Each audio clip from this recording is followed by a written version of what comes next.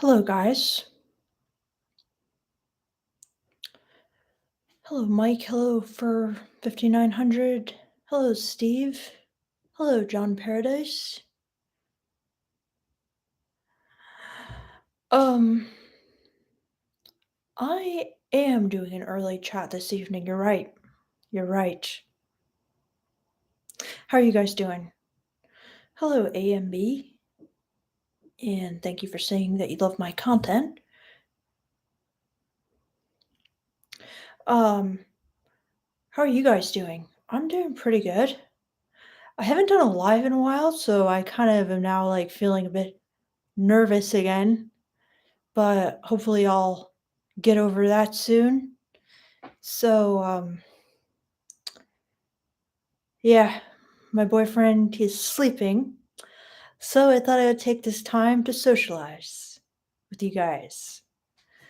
So, what are you guys up to right now? Um, how are your love lives?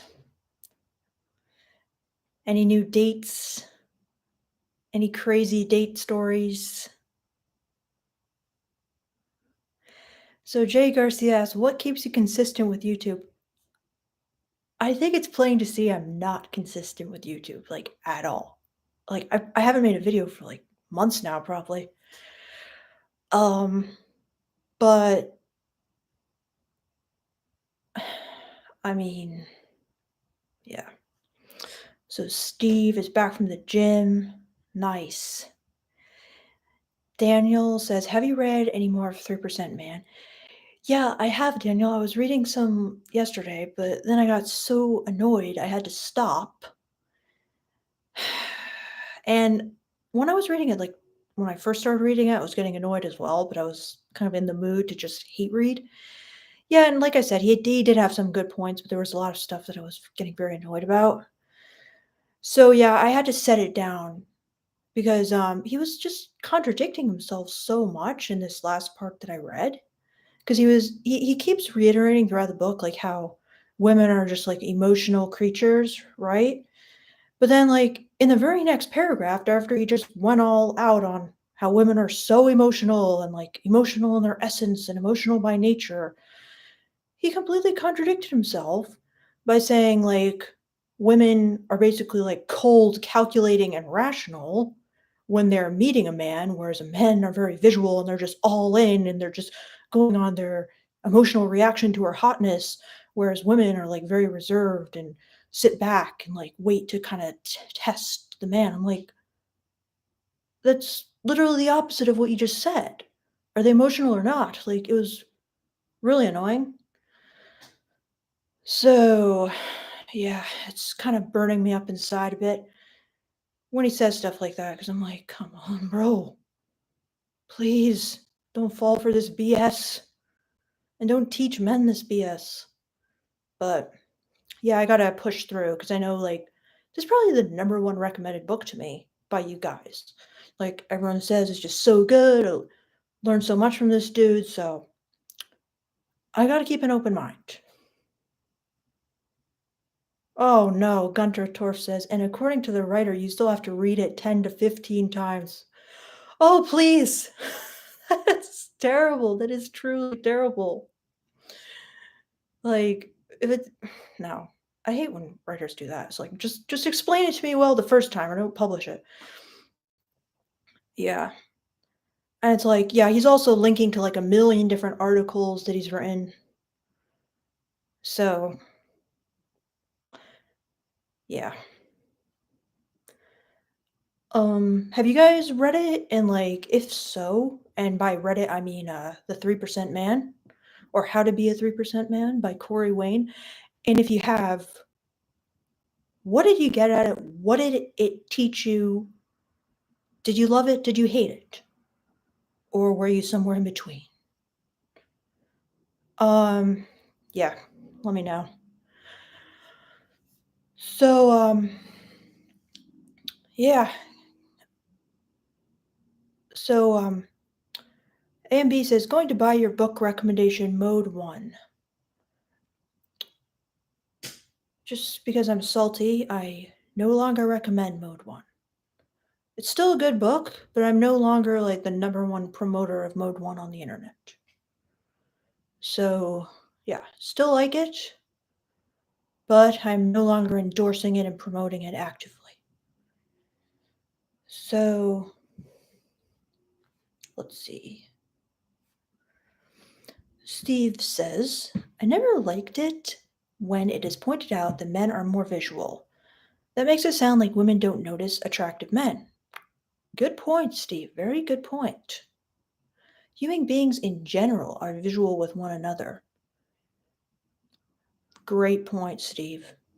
Very good point. I agree. Women notice a guy's look, women notice a guy's style. Women notice kind of like behaviors that men do that men don't even realize they're noticing. Yeah, it's just annoying when people say that men are more visual. It's like, but I can see why they're saying it because men like the body more, and men are kind of like, I'd say more obsessed with like appearance than women are. Because even though it is important for women, there are other more important behavioral things that women look for. So I know why they're saying it, but it's pretty annoying. Yeah, it's similar with saying, "Oh, women are emotional." It's like men are highly emotional as well in their own way for their own reasons. Trust me, I get a lot of emotional men in my comment section. Anger is an emotion as well, just because that's like anyway. But I agree with you, Steve. 100%. So Fredo says, I just got a girl's number today. When I asked for her number, she spun around like she was leaving, then gave me the digits. Interesting. Okay, I'm trying to picture this spin, Fredo. So, like, you asked for the number, and she just spun on her heels, I'm imagining. Almost like, was this just some, like, dramatic flair?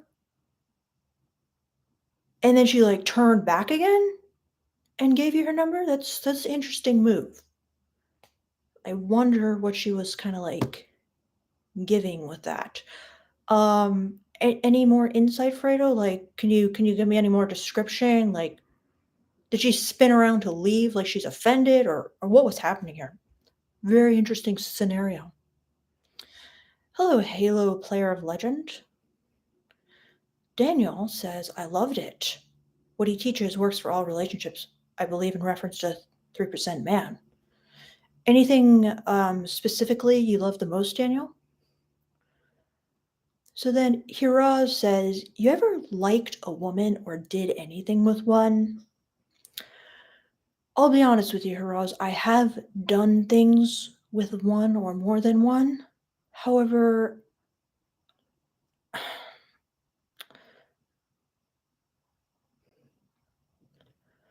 did I like it? In a way I liked it, but I really prefer men. Um, I'm like very straight to be honest, even though I've probably done more with women than your average straight person. But my preference is very heterosexual. But I did like it in a sense. It was interesting. I don't really know. I mean, yeah, it's a good question. I'm not really sure. I mean, I definitely have been like,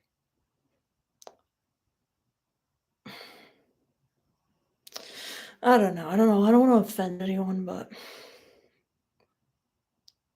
yeah, I'll be thinking about that one, Horace. Like, 'cause it's kind of complicated, isn't it? Because, like, in what way do I like women, if at all? Jay Garcia says, it seems as if women are perceived to notice appearance, but value it less. So it seems as if women are perceived to notice appearance, but value it less. So, like, men think it's all about looks kind of thing, like for women, but they actually value it less. Yeah, I agree. Like, they definitely value it. You know, it is important. but I feel like ultimately it's gonna be, like, weighed less when they kinda sum up and decide if they want you as, like, their life partner, that's for sure. Um, yeah. So then Mark Twomey says, "I'm 28 and never been in a relationship before. What should I do?" Okay, Mark, do you want to be in one? I'm guessing you want to be in one. You could try asking women out you meet wherever you go, like the gym, the grocery store, um, the gas station, like where else do you go? You could also get on dating apps. Um, you could put an ad on Craigslist. Like you could try, making uh, you could try like DMing people. I don't know, but I mean there's so many different avenues. What's your like stumbling block? Like are you just having like no luck on dating apps? Are you too afraid to approach people in person? Like what do you feel is like holding you back? Um, Let me know, Mark. So then Learning Awakening says, "Hey from Scotland. Very cool, Learning Awakening. Hello. I would absolutely love to go to Scotland. I've actually been once before, but it was so briefly, I would love to go back. Um, Hello, Jortea61924. So Asa says, initially, men are more attracted to looks, women more attracted to behavior. So then BMA Dube says, how to find a partner if you never had a partner and you're 30? Very similar question to Mark. So again, can you tell me like what the biggest stumbling block is? What is holding you back from asking people out you meet? Um, do you get any matches? Maybe you can improve your profile, take better pics. What's like the biggest problem you're having? So then Fredo says, this is about the girl who like spun on her heels. Yeah, almost like she was gonna leave. Then looked me in the eyes to see if I moved. Oh wow. Okay. This is kind of like testing your nerve to see if I don't know. I don't know. That's weird. That's weird. Like I guess she just changed her mind. Well, it could be okay. I could kind of picture where she's just like, eh, and then she kind of thought twice, and she's like, you know what? What the hell? But I don't know. That's just my guess. Like maybe she just doesn't normally give her number to guys, but she's like, you know what? I'm gonna turn over a new leaf. I'm gonna like be open to things. I'm gonna say yes. I'm gonna give this guy a chance. That's what I'm imagining, Fredo. But hello, Xandrix. So then Wyzak says, how can I find women that actually know how to keep a convo going? Well, this is very interesting because, like, I was just thinking about this the other day how, like, so many guys put on their dating profiles a lot of times, like, looking for a woman who can, like, knows how to keep a conversation going. And I was thinking about how dumb that was, to be honest. But let me know why, Zach, why they can't keep the conversation going. Like, do they not ask you questions? Like, you tell them your interests and they just, like, don't follow up? Or, like, do they not get your sense of humor? They're not interested in, like, bantering? Tell me more. So then Alex says, I'm guessing about the 3% man. Oh my god. I personally liked it. It was the first book I read. Sorry, guys. All right. I personally liked it. It was the first book I read when I decided to read and learn more about women. A lot of what he talked about made sense to me. I will say some of his suggested actions are outdated. So, what are these outdated actions? That sounds interesting. Then Oli says, how do you keep a conversation going by practically saying nothing at all? Okay, so it's your goal to like say nothing at all? Or did you read somewhere like It's good to be like the strong and silent type, not be too talkative, like, or you just super introverted and like you just don't know what to say? More details, please, because I might have some recommendations for that. Hello, Sam L. Williams. Was talking to a girl today and she asked me if I'm dating anybody. Told her pretty much exactly what I was looking for. She understood what I'm looking for. Hopefully that's a good sign. She was asking me questions too. Then he says, again, I'm trying to get into the habit of not reading into what girls say or do, but sometimes I can't help it. So what are you reading into this situation? Did you ask her out? She asked you if you're dating anyone.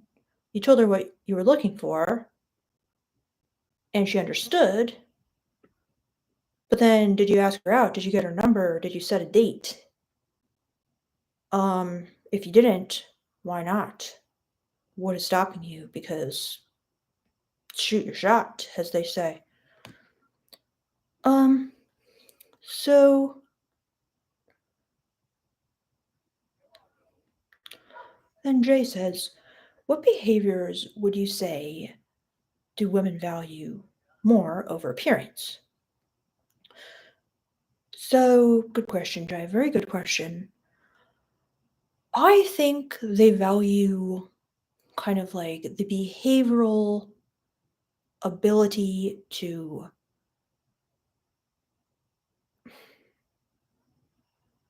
how do I put this?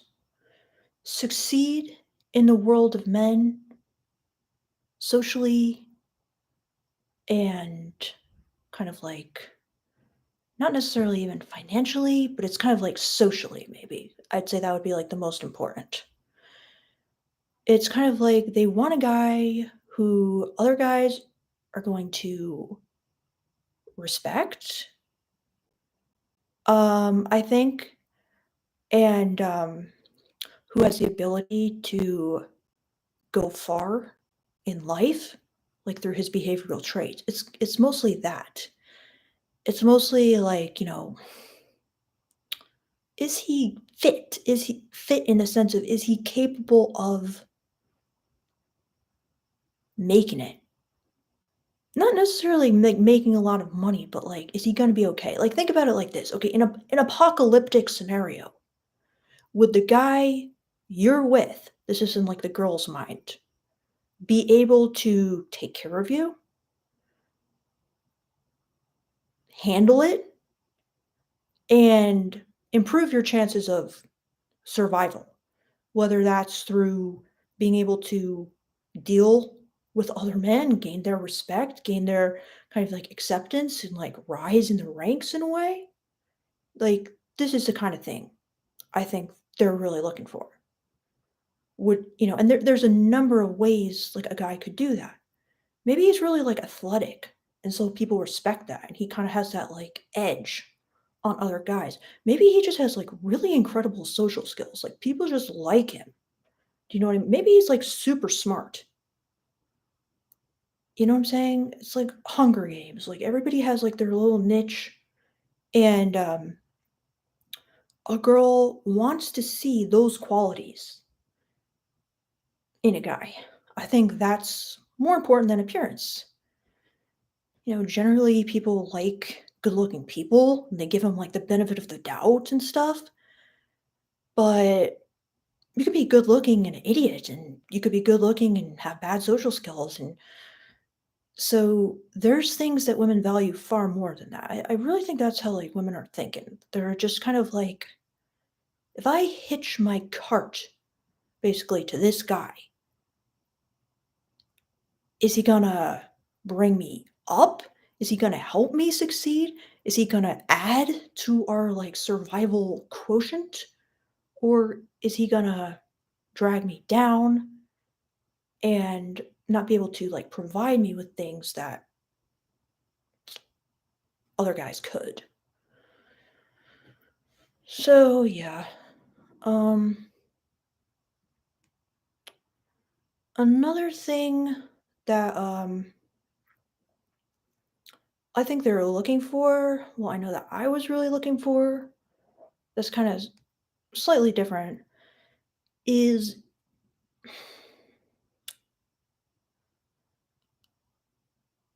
it was kind of like a energetic thing, if you will. It was this feeling of like calm confidence. Do you know what I mean? Which maybe like comes from those behavioral things I was talking about. But I feel like, as most women say, they say confidence, right? But it's really like this sense of like relaxation in a way. And maybe they're relaxed because, like I said, they know and have some confidence in themselves. But that can go a long way. That can probably take you the farthest, in my opinion. I know for me, that's the number one thing I was looking for. And yeah, but great question, Jay. So then Gunter says, you should write a book about this stuff yourself. No BS or butt kissing. You're the kind of woman we men would read. Thank you, Gunter. I actually have been inspired by the 3% man to write a book because I'm like, no offense, but like, if this is all he's saying, like, I think I could have something to say myself. So thank you for that encouragement, Gunter. Hello, Williams J from South Africa. Very awesome. Sam. Okay. So then RG Design. Hello, Victoria. Hello. Pablo. Hi from Montreal. Hello, Pablo. So Vigilante Night 7 says, hi, would you agree most of the dating game is understanding vibe and having social skills? Vigilante, I think I would agree with that. I mean, it's huge. It's huge. If you have the social skills, you probably aren't having a hard time dating. You know what I'm saying? Um, that is huge, huge advantage. You're just the kind of person, very popular. People like you. You know how to talk to people. All right, what do you need YouTube for? Just get off YouTube because I mean, they're probably not even on YouTube. You know what I mean? Yeah, huge. So then Xandrick says, how do you get a stripper genuinely interested in you to hook up? How do you get past the money barrier? Um, so do you just have like some fantasy about hooking up with a stripper? Um, I know a lot of guys do have that fantasy. But it's basically the same for a stripper as it is with other girls, but you do need the money because that is a form of basic respect for them. It's like if you wanted to pick up a waitress and you did not tip her, how likely do you think she's going to be to take it to the next level? Like, it's just an insult, really. So, if that's what you mean by the money barrier, I mean, that's just basic respect at her job, which will form a baseline for you then connecting with her as a person and using all the same skills you would with the normal girl to get her number, take her on a date, or meet up somewhere, whatever. And then she will decide if she likes you enough to hook up with you. But yeah. So then Oli says, yes, correct. How does someone introverted manage? So I think your original question, Oli, was, okay, how do you keep a conversation going by practically saying nothing at all? Okay, I would really recommend this guy to you. I found him on TikTok, and I actually hired him as a social skills coach, but I only had one lesson, so that's why my social skills haven't improved much yet, but I did learn some good stuff. But he has like tons of stuff for free, and I watched his like free courses. And he has this course which is called "How to Never Run Out of Things to Say" or something like that, and it's for like super introverted people. And I'll put his name in the chat. Ryan at Social Shortcuts. He's on YouTube. He's on TikTok.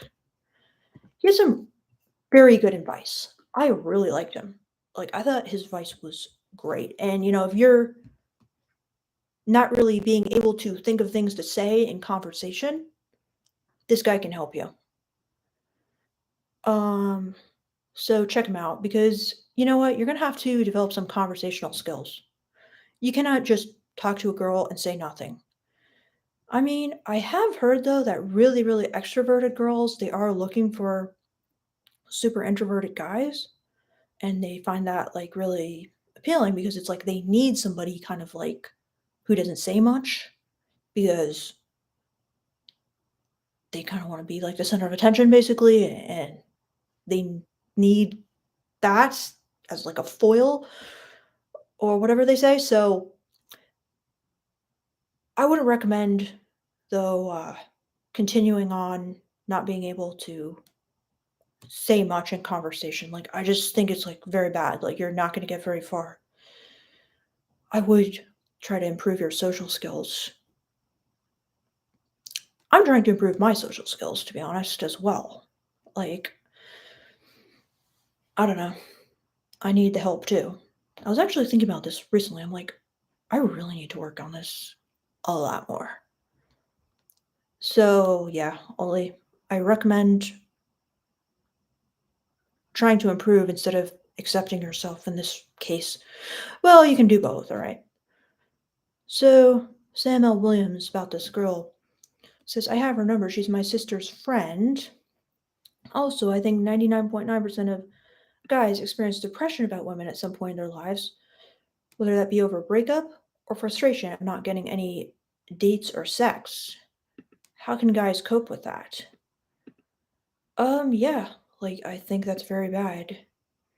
Personally, hopefully YouTube doesn't kick me off for this, but I would save money and go to a legal sex worker, and I would also go to strip clubs, and I would legally pay because there's absolutely no shame in that. It's a lot of fun, and there's no need to have no sex just because you're doing bad in dating at this point. So I would 100% do that because, yeah, we're not meant to go for years or even months, in my opinion, without sex, connection, intimacy. And I don't think it's healthy. And I think basically anyone who values that will become quite depressed if they don't have the faith and genuine knowledge that they can get it in the future. So I think, you don't have to be depressed if you know that you have the skills, but if you're feeling hopeless about this, then I think you're kind of bound to be depressed, and it's natural that you would be depressed, but you don't have to be because, like I said, people are offering a legal service,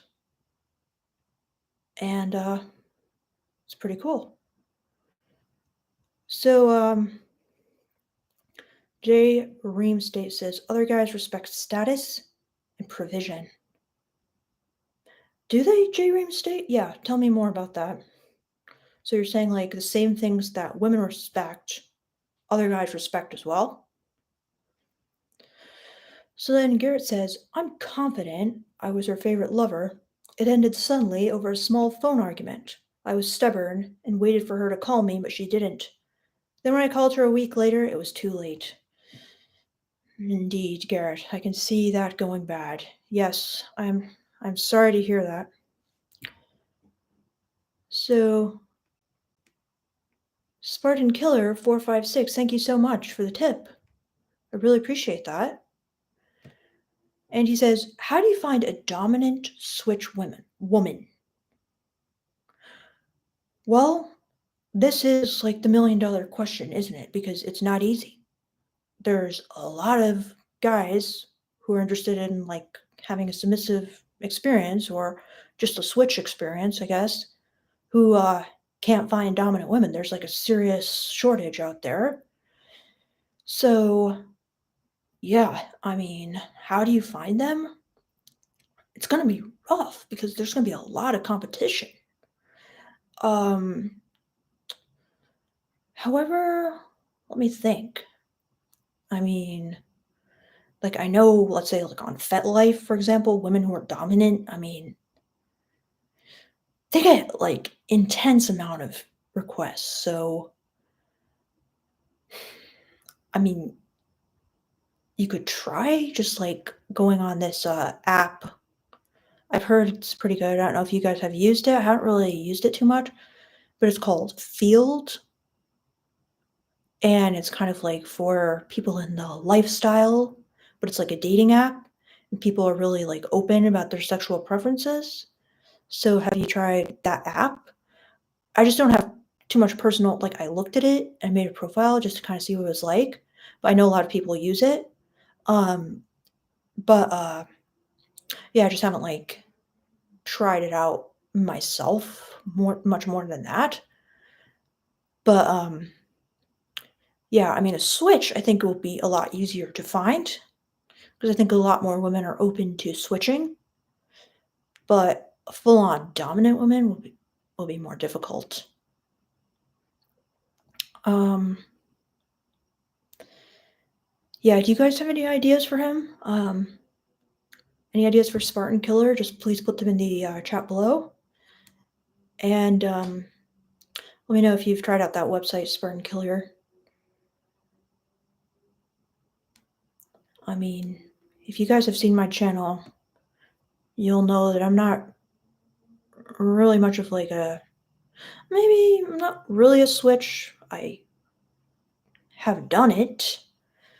It's not really my forte. So let me know what you guys think. And thank you so much again, Spartan Killer, for the tip.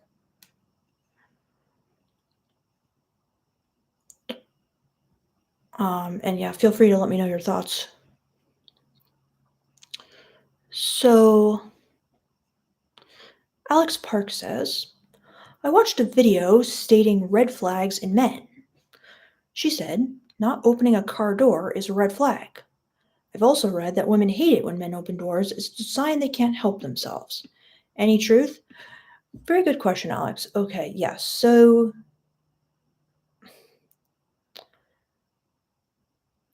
some of these things, there's like a love hate relationship with them. You know what I mean? Because it's like opening a car door does, harken back to a time when women were kind of helpless. They were perceived as weak. They could not like do these things for themselves. And the man was kind of like, it's like their feet were bound and like they had to be like carried into the car. It's kind of just bringing back these kinds of images in women. At the same time, that time has also like been eroticized by women because it was kind of like a time of extreme dominant men who kind of like owned and provided for women. And this is still, for whatever reason, um, is there some like fetishization of it that happens, or is it just like an evolutionary thing? We don't really know. But women are attracted to dominant men and these dominant vibes that these kind of old school gender role type actions like opening a car door, pulling out her seat, ordering for her, walking on, that side of the street and all that like give off. So it's a love-hate relationship, but it's kind of like a turn on in dating because it's polarizing things, as a lot of people like to say. It's giving everything a sexual charge. It's saying, "I'm dominant, you're submissive." And a lot of women, it's exciting. It's less boring than just, "Yeah, we're equals." There's no, like, charge, you know what I'm saying? Whereas when a guy opens the door, yeah, it's a little bit like it's wrong in a way because it's like, I can open the car door, but it's attractive at the same time because it's like, "Okay, this guy is literally telling me I'm helpless. He sees me as a weak, submissive woman, and that helps women get in the mindset of, well, when we go back to the bedroom, I'll just play into this role and I'll be submissive and he can be dominant. And we can just have this like crazy, hot, dirty experience." You know what I'm saying? So it's like all those like repressed feelings can like come out. So a lot of women are going to want these kind of old school gender role gestures when it comes to dating. At the same time, it's kind of problematic. But when it comes to dating, they're kind of like, what the hell? I want to experience that. I want to experience this DS vibe. So, does that make any sense, Alex? So, yeah, a lot of women are going to think it's a red flag because they kind of are still interested in like an old school provider, protector, dominant guy. Maybe in the rest of their life they're not, but in dating, they still have a little bit of interest in that. They want to experience what it's going to be like to be submissive. They want to enter into that world. So, does that make any sense, Alex? So, yeah. Let me just see if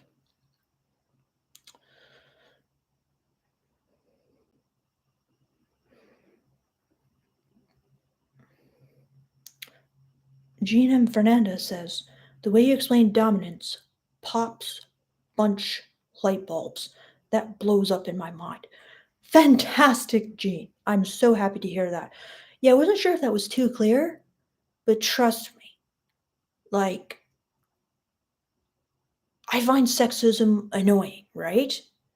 It's kind of like irritating the way men seem to like almost look down on women, treat them like they have to always be like lesser than, okay? At the same time, sometimes you just want to be like, I'm sick of like fighting against it. Let me just go with the flow. Let me just give in. Let me just play into that because it's going to be easy and it's going to be fun and it's going to be exciting and it's going to be so easy to turn the guy on too. And it's going to be hot for us both. And it's going to allow me to like let go in a way where it's just like beyond rules, beyond right and wrong. And it's going to allow me to feel like desired, wanted. It's going to allow me to feel his strength, his power, his confidence, his masculinity. And that's really like a turn on for like straight women. It's just like, let me see it. What have you got? Let me check it out. And when you see it, it's just like, damn, that's hot. Like, that's really hot. I like it. Give me more. Let's see how much more you can do. Okay. So that's kind of like some drilling down deep into the mind, like what's happening. So, yeah.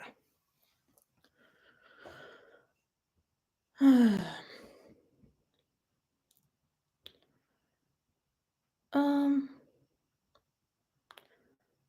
J. Room states that the yin and the yang, masculine and feminine traits, are polar opposites and complement each other. Well, it's only problematic when there are two masculine people. I don't really agree with that, G. Ream state. Like, I know a lot of people think that. Like, can't have two CEOs, can't have two leaders. Um, are there really no companies with like two CEOs? I mean, there are definitely companies that are run by like a board of advisors and stuff. In that case, there's probably like 10 leaders or whatever. Um, yeah, I don't really think masculine and feminine traits are polar opposites. And also I don't even like this whole like, women can't have masculine traits. Like, yes, they can. And also a lot of masculine guys don't have a problem with masculine women because they're not threatened and it's a good challenge. That's how my boyfriend is. Because I'm not very feminine in a lot of ways. In some ways, I am. Whatever that means. Basically meaningless, in my opinion. So, yeah. Anyway, hello, Path of the Healing Heart. All right, so let me go back to read some of these questions. So, Ayatollah says, how does one leave a mental imprint on her? So, now what do you mean by mental imprint? Like, meaning she just can't stop thinking about you kind of thing? Like, you're just unforgettable? Is it like you're not with her, but she still remembers, like, oh, that guy was good? Please be a little more specific there. Um, Steve Grady says women should seek out prepper types online then. I know several guys who are already ready for the apocalypse. They have their three Bs: beans, bullets, and band aid stockpile. Interesting point, Steve. Interesting point.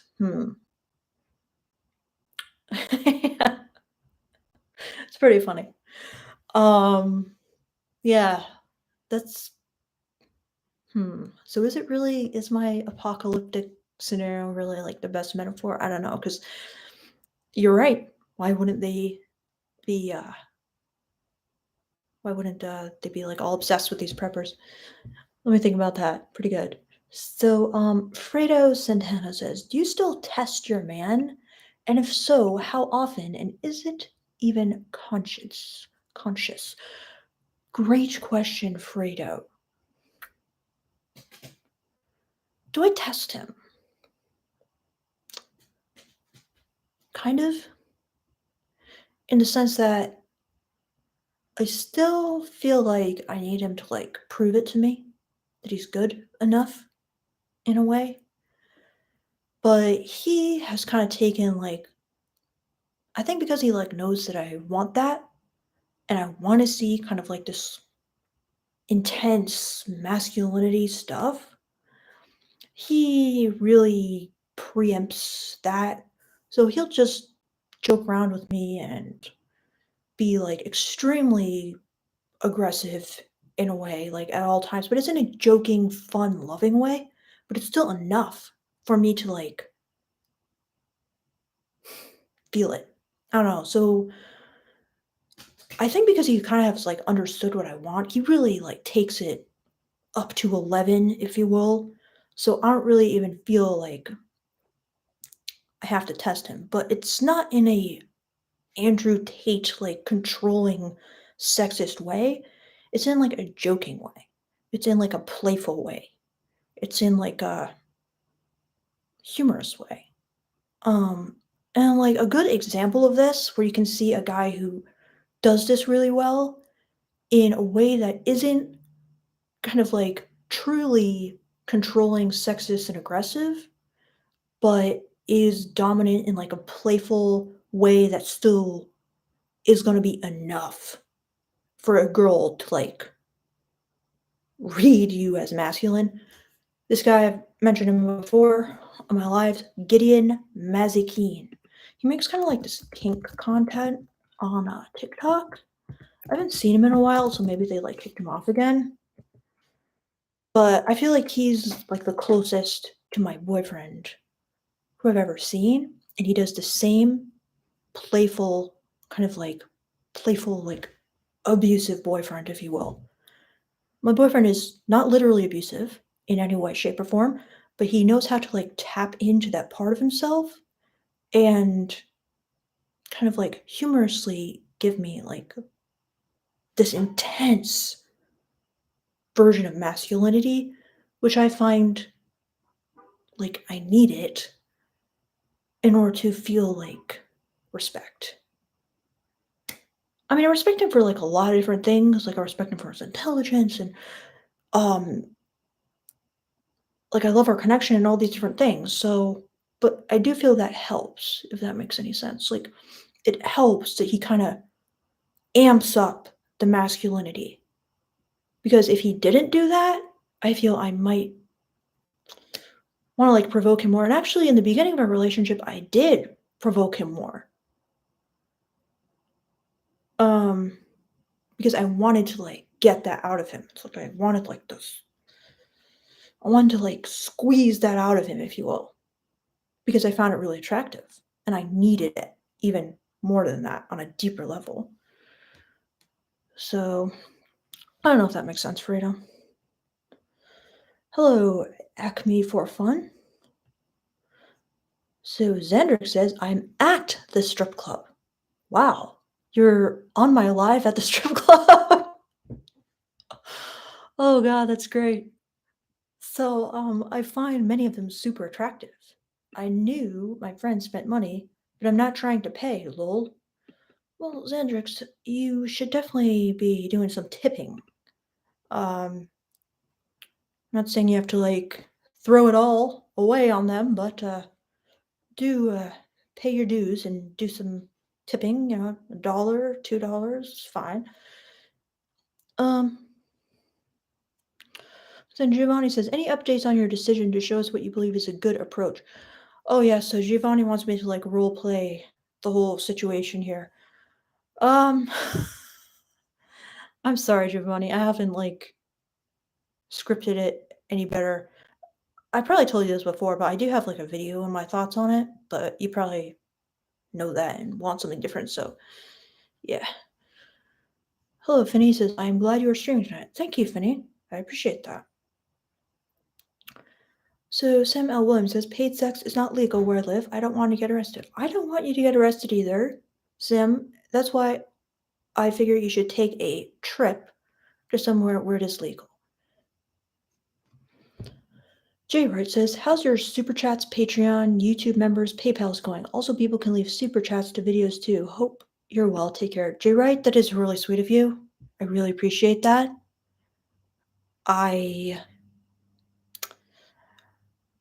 It means a lot. It does. Yeah, I should do a bit better about like promoting some of these things more, but yeah, let's see. Yeah, I really do appreciate when you guys super chat me on this and super chat the videos. Like it really means a lot because I'm like, wow. Out of all the thousands of people who comment, like you guys tipped. That's really like means a lot. It shows you're a very generous person, and I really appreciate that. It inspires me too to be like more generous because it's like very, very like meaningful. So thank you, Jay, right?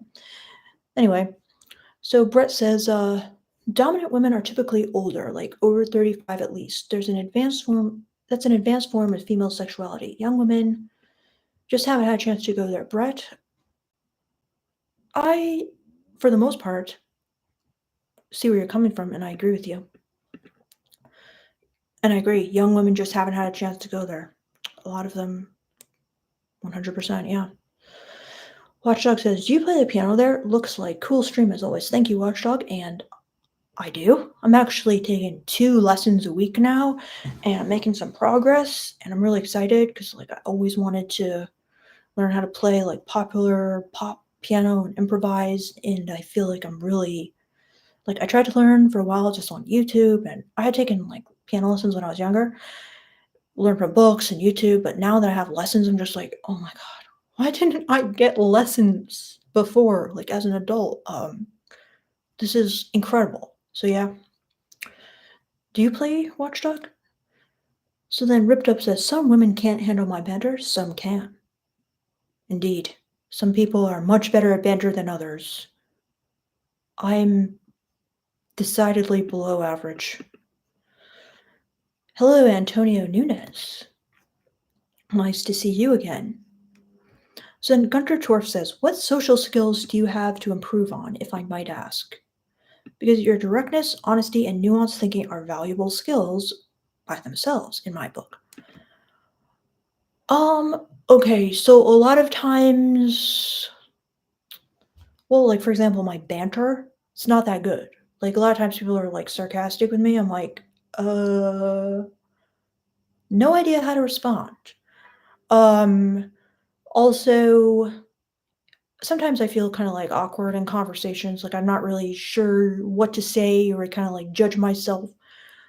Um, I kind of have like my special interests, as they say, and I like to talk about them, but then it's like, I don't know.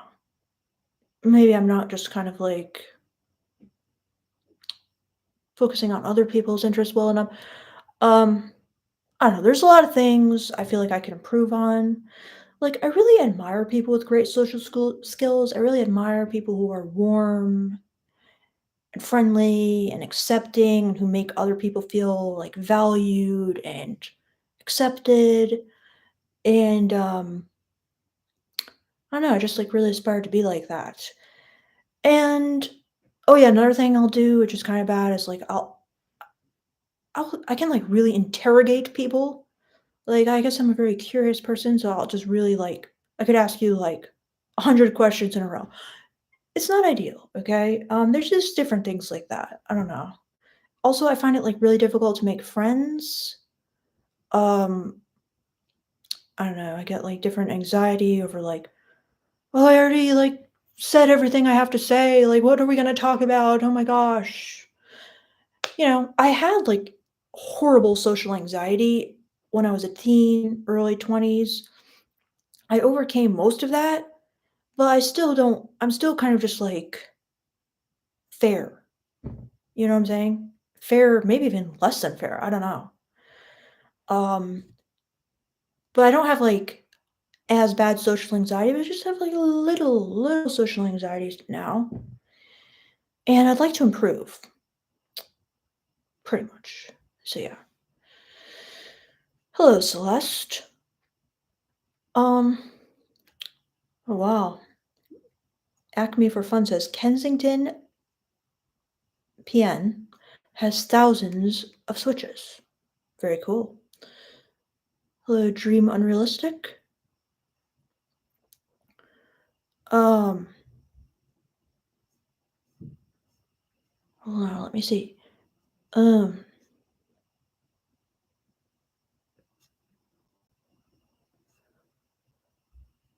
so Sam says I can't afford to go to Vegas right now. So then J.R. Ream says women can have masculine traits. Indeed. I saw this like pretty good TikTok, and she was just saying, why do we like categorize things such as like strength, directness, assertiveness, you know, success as like masculine? These are just good traits. And by categorizing them as masculine, it's like you're saying that, these are like belong to men when really they're good for everyone. They belong to all of us. So sometimes I do feel like this whole categorizing things as either masculine or feminine is a bit like silly. It's like, yeah. So Gunter Torf says sexism often goes both ways. Absolutely, Gunter. I 100% agree with you. On my TikTok, I get a lot of extreme feminist content, and some of it is harsh AF. Very mean, very harsh. Just as bad as the other way around, 100%. Um,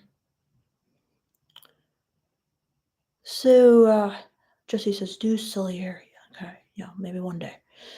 So Brett says, masculine traits do turn us off though, so typically a bad idea around the bedroom. Well, Brett, I I accept that that is true for you, and I accept that it's true for like a lot of guys. It's not true for every guy. For example, like I can be like really aggressive with my boyfriend. He's not like turned off by it. So not every guy feels similarly to you, but yeah, it's pretty common. I know that for sure. So Asa says, I don't have a problem with masculine. I'm not attracted to them, but we can be friends. Yeah, if they want to be friends, then they might not, but yeah. So Ayatollah says he's looking for this mental imprint, which is an obsessive type of imprint, one that still occurs when she is in another relationship. Well, I feel like you'd have to give her, something she's not getting in her other relationship. Um, that could be like different things for different girls. Like, maybe her boyfriend sucks at like the soft skills and she's just craving like an emotional connection. Like he's really masculine, maybe he's like really dominant, but she just cannot for the life of her get him to connect. get him to validate her feelings, get him to feel like emotional closeness. Maybe it's the other way around where the guy she's with, they're like best friends, but she just craves that kind of like dominant sex or whatever. And if you were the one who gave her that, she might still be kind of like obsessing, oh, I wish I could like go back to that guy. So, yeah, do you know what she craves, what she wants most? Um, Squeegee, your third eye says you once mentioned something about attention seeking behavior being a turnoff. Does that extend to the way men dress, like peacocking and stuff? Okay.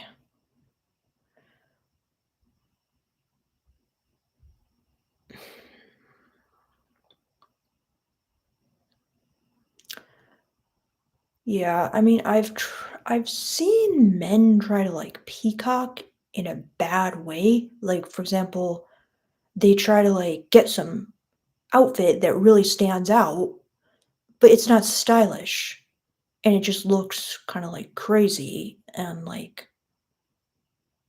unstylish and like maybe even feminine, and kind of backfires in that way. But do I understand why, a girl might be like drawn to someone who's like, well, I mean, does peacocking just mean like the way you dress?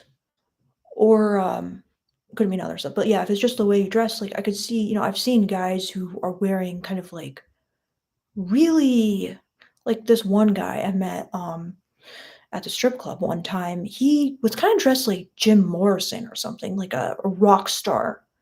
And he was kind of like feminine in a way like I had never really seen any guy dress. Kind of like how women are really obsessed with Harry Styles, and he's always wearing like dresses and skirts and stuff. But it was just so magnetic and like so appealing. And I think it was kind of like the power of peacocking in a way. Um, so I'm not saying there's nothing to this peacocking. Like it can backfire if you just kind of have like a very uncool peacocking outfit. Even so, you might get like more attention than nothing. But yeah, it's a good question, like how it all kind of connects. Because like I agree that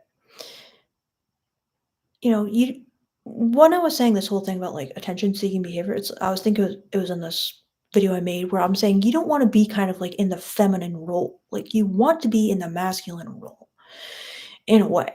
So you don't want to just kind of ask for the things that women want. Like I see this in The Bachelor all the time. Like sometimes guys will just be like, I just want to be chosen and I just want to be seen as like special and I want her to pick me. And they're basically parroting all the stuff women want and like co-opting it for themselves.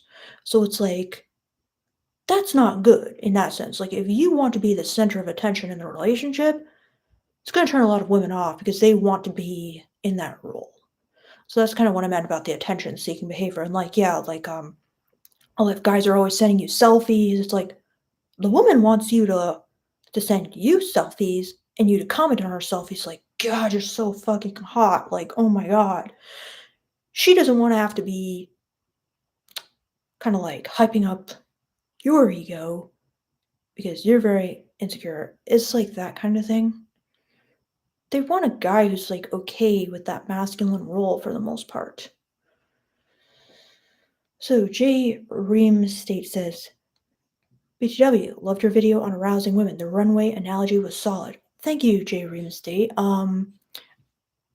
Thank you for saying that. Yeah, I liked that too. And like I still think about it sometimes, like when during like sexual encounters, I'm like, yeah, yeah, the runway is applying. Like it is just this is the runway.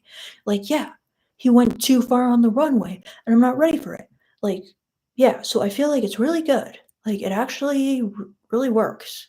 And I'm still feeling it works. Like the longer, you know, I exist. I'm not like disproving it yet. So yeah. Um so Johnny Blaze says, I have a question. How do you take your power back from a woman that likes to take your authority away as a man. All right, Johnny, I'm gonna need an example. I'm gonna need like a situation here. Please tell me. Um, Andy PDX says, how many dollars per song if you're sitting up front at a strip club? I would give at least one, maybe two is fine. If you really like the girl, give more. But just give everybody a dollar to be safe, $2. Yeah. They're gonna be happy with that. It's like you paid the basic respect. I don't know, maybe like since I was a stripper, like inflation has made it more like $2, but most guys they just give a dollar, $2, and then if they really like you, they're gonna give you a lot more. Okay, but just that's kind of what I would say. So the beat drop effect says, what can an ugly guy do to be in the same level as a chat? Very good question. Very good question. Um, I don't know if you were here for like the earlier part of the live where I was talking about some of like the behavioral traits that women value more than looks.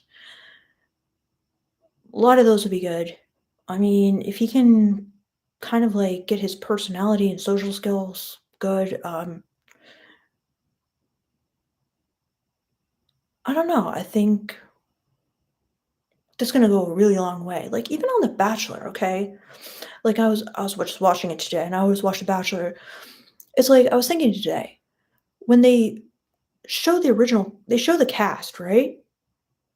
It's like they show people's pictures, and then you get to know them throughout the course of the show, and it's like people's faces morph in a way, like when their personalities come into play. It's like the guy who you thought was just like, okay, I don't really like see it, suddenly becomes like an uber Chad when combined with his personality and like behavioral traits and his, calm confidence and all that. So those things like really can affect the way people see you. I mean, it's the same thing with like guys and women. How you carry yourself, guys don't want to admit it, but I've seen it, like at the strip club for one thing, has a lot to do with the way guys perceive you. Um, so I'm not saying it's everything. Same way for like a woman. Probably some women are just never going to be okay with a guy who's like truly ugly. Some women they will like if he has like fantastic personality and is like projecting, you know, these things. But yeah, it has a lot of effect, in my opinion. 100%. And it can change a guy who's ugly into a chat. And I have known many of these guys in my life. Like there was this one guy, but I know that these guys are like rare. You know what I'm saying? Like where they have like this personality that just everyone loves him and they just don't care about his looks because he's just so, you know, cool. He's so like good socially. But yeah. I know it's not really easy to achieve either. Um For 5,900, watching at a strip club, one word, hardcore, indeed. Um, hello, Cosmic Shy. Hello, Key Visionary. Daniel Cardenas says, do women really want a romantic man? I think they definitely do. However, is romance enough? No, it's not. They are going to want, ideally, like if you watch that video, Alpha in Love, they want a guy with these behavioral traits that I'm talking about to be romantic. They're not just gonna take romance from any guy, okay? But once you have kind of like the basics down, do they want that man to be romantic? 100%. 100%. It's just, you can't have it without the masculinity. Do you know what I mean? I feel like they want both. Okay, not everyone's as obsessed with masculinity as I am, but it's like Watch that video, Alpha in Love. Alpha is step one. In love is step two. Do not proceed to step two before you have step one. So, Jen says, yo. Yo. So, Spartan Killer 456 says, CEOs are leaders, but they usually answer to a board. Technically, there's also executive chairmen in some companies who are both CEO and chairman of the board. But that's rare and short-lived. Indeed, Spartan Killer, that's what I was saying as well. Like, they answer to the board. So John Jordan de Leon says, your content helps me a lot to improve my game. Thank you, Victoria. Fantastic, John. Thank you for letting me know. Is there anything in particular that helped you specifically? Or any, like, one of the videos or whatever? So then Ted Barley says, have you ever read The Manipulated Man by Esther Villar?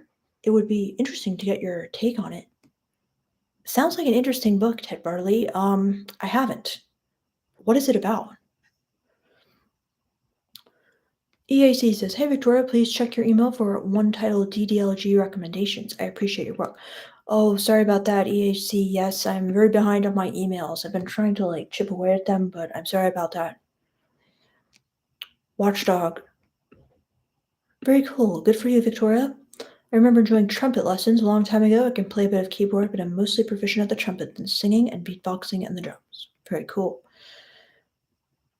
So Ted Barley says, of all the things that make women jealous, what is, say, the top 3 things? Okay.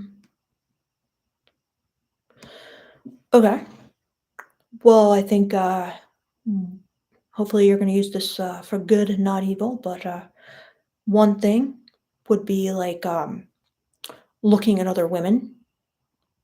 That's gonna make a lot of girls jealous.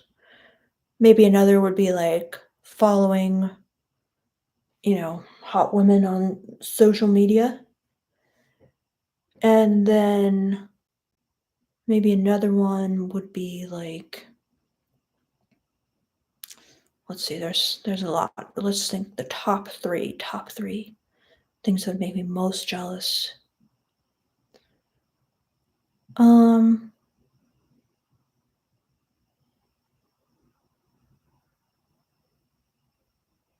I mean, maybe if you said something kind of like about another girl, like as if like you were interested in a different type of girl than she is, like saying, let's say she has like small breasts and you say you find like big breasts like the sexiest. You just created a complex, probably. Not for everyone. Some women can handle it, and they are amazing. Um, Ted Barley says, Mia and EAC are both inquiring about the DDLG recommendation you said you would send via email. Well, like I said, Ted, I am behind on my emails. And you know what? I reserve the right to change my mind. After all, I am an emotional woman. That was a joke, but yeah. Um, I will try to look for your emails. Um, the beat drop effect says, how to know if a woman wants you. Well, the beat drop effect, don't worry about if a woman wants you. First of all, just assume that if you do nothing, women aren't gonna like want you to the point of like extreme horniness, like wanting to have sex with you, fantasizing about having sex with you all the time. You are gonna have to participate in order for them to get to that level. So instead of worrying about if the woman wants you, I would simply ask the woman out, do all the things I say in the videos, try to set up a date, give them that time and the place, make it, a dark bar, create some sexual chemistry, create some flirtation, and see what develops from there. But don't just be worried about whether women are like dying to have sex with you because 99 times out of 100, they're not. They're just not that horny in the sense of women get horny, women are very sexual, but they don't have like this extreme desperation because they have at all times a wealth of options. The chance of them having sex, if they want to have sex, is 100%, as I heard someone say. Um, so they're not at this like level of like, you know, extreme desperation and frustration that many men are. So just ask them out. Don't do what I see so many commenters on my channel do, which is like spend 6 months analyzing the interactions that went down and wondering whether they have a shot and if she likes them. I'm like, 6 months ago, you should have asked her out. So yeah. BL17, why are you keep deleting my comments? I don't like that assumption, BL17, because I have not deleted anybody's comments, so please do not assume. I don't know why. Sometimes when YouTube, I think like if you send a link in your comments, YouTube deleted it because I keep saying comment retracted, but I did not delete anybody's comment. So yeah. Squeegee, your third eye says, I guess I'm wondering, is it better to dress in a way that doesn't take so much attention away from her? I would try to dress in the most stylish and attractive way possible. Like whatever is like in style, like whatever's on a woman's like Pinterest board of like guys and how they dress, that's how you want to dress. You want to be like up to date, you want to be like in style, and that's the thing she's going to like the most, okay? Don't try to dress in like a drab way just so that, she shines and you don't. No, they want a stylish guy who looks good. So, ask your female friends, like ask a girl who's like really into fashion, what how does she want a guy to dress? And dress like that because that will get you a long way. That will definitely raise your, you know, attractiveness in her mind. She'll be looking at you like, yeah, he's got a kind of weird personality, but he dresses really good. That says something. I'm interested.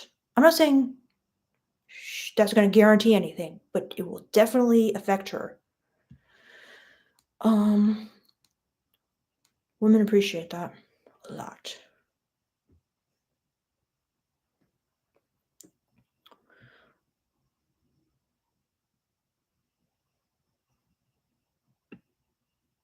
So Ripped Up says, I heard other women speak of the runway from other women, such as flirting all day through text if you cannot see her, then flirt more when you get home, and other exciting things, of course.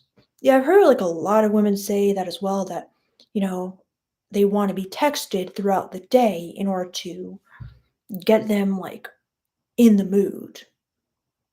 Um, and that flirtation has to begin like outside the bedroom in order for them to be ready in the bedroom. And I agree. Like in that video, I said each woman's runway will be slightly different. Like for me, I don't need like texting throughout the day in order to get me like in the mood because I'm pretty much like in the mood all the time. So, yeah, but like for other women, that would be like a great step one on the runway, 100%. I've heard so many women say that. So, Johnny Blaze says, example, let's say you're having a good day, something good happened to you, so you walk with your chest out a little bit more, and then all of a sudden, she sees you and she's like, well, you got your. Seems to be cut off, Johnny. I'm sorry. I don't know what was next. Um, so Lyle says, hi, I'm a 43-year-old man. I never had intercourse. The last time I kissed a girl was in 1998. Last time I took a girl to the movies was 2001. How to talk to women? Any help? You know what, Lalo? I don't know if you have any money to spare, but the number one escort in all the world, the highest paid legal sex worker in the entire world, is named Alice Little. I listened to some podcasts with her, and guess what? She provides coaching services for guys like you And she has worked with, like, thousands of virgins who are kinda, like, older, and, I feel like she might really be able to, like, help you because she's, like, very experienced with them. So, I would, check her out, Alice Little. She's really intelligent, she's really, like, nice, seems to have, like, great customer service, and, I would get, like, the coaching from her because, you know, she is not gonna judge you. She's I think she could, like, really help you. So, I'll write her name. Check out her website. So, yeah. Hello, Thomas.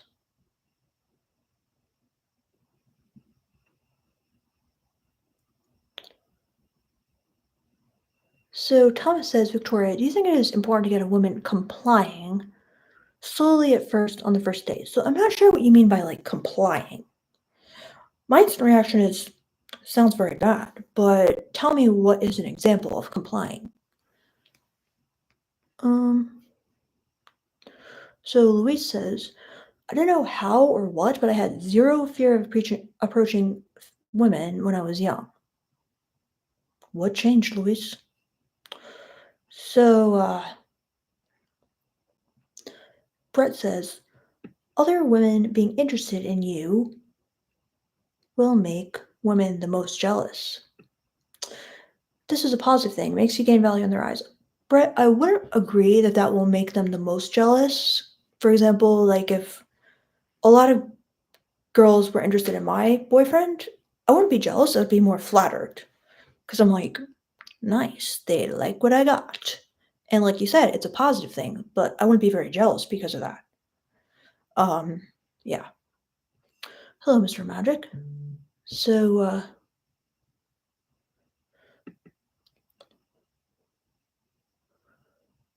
um, Dave says, what are your opinions on dating single parent women?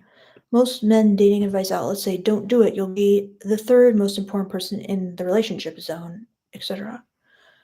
Um, it definitely like I'm dating a guy who has kids.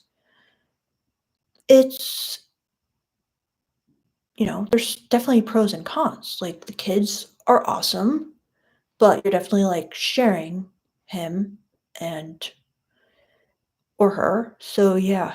Um I feel like it's just up to you. Like, do you really love kids? Are you okay with that?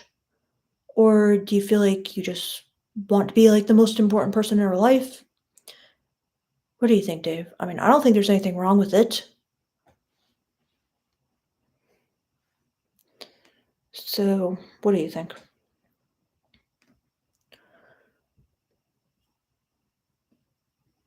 Oh, okay, so Johnny Blaze finished his comment, so I'll go back. So you're having a good day, something good happened to you, so you walk with your chest out a little bit more, and then all of a sudden she sees you and she's like, well, you got your ch-" she says, why do you have your chest stuck out when you can't even please me in the bed? Wow, that's harsh. Um, yeah, seems like she's kind of like at her wits' end, feeling like a lot of frustration over the fact that she's not getting what she wants in bed.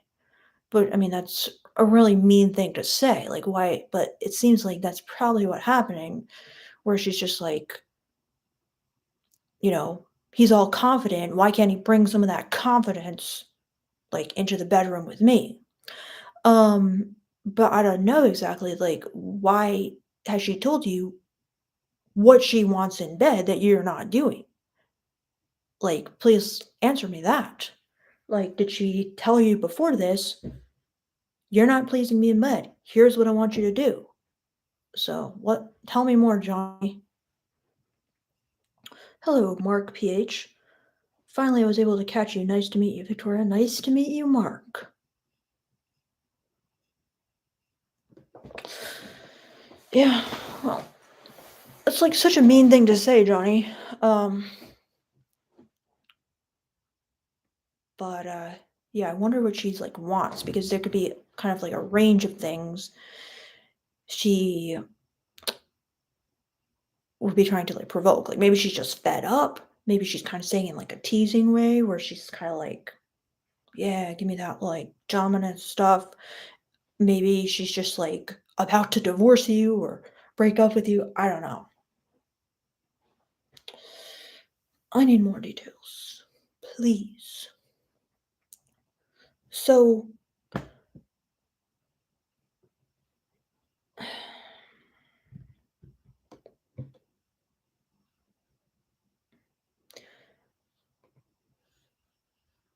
yeah, so then,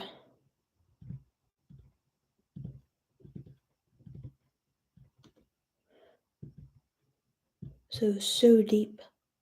Op Kid says, my wife and I are nearing 60 and it's still hot in MS. Nice. Very nice. Same with my relationship. Um, hasn't slowed down yet. Still hot. What's your secret, so deep, Op Kid? Any tips for us? How do you keep it hot? Um, so then Daniel Cardenas says, what would you say are the top three things in a woman's mind?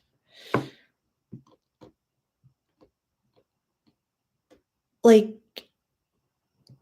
I don't even know what to say to that, Daniel, because it's like, what do you mean? Like the top three things in a woman's mind? Like, at what time in the day? Like, and also, obviously, it's like different for everyone, but is it kind of like overarching themes that maybe like women are concerned with the most? I don't know.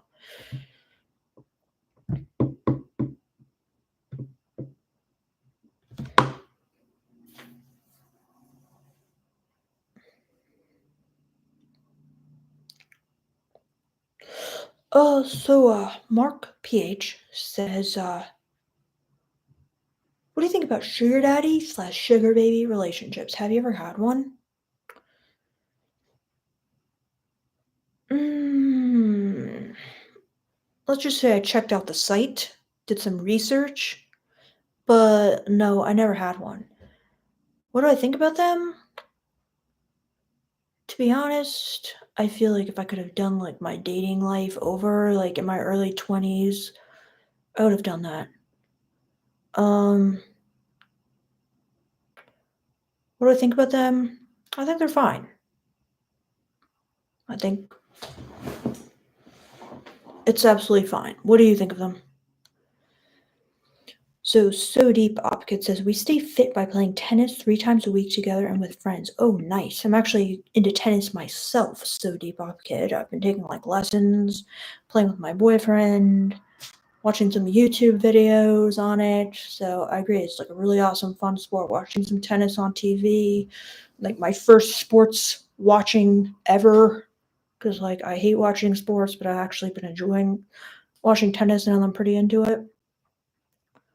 So, that's pretty cool. Do you guys play, like, mixed doubles?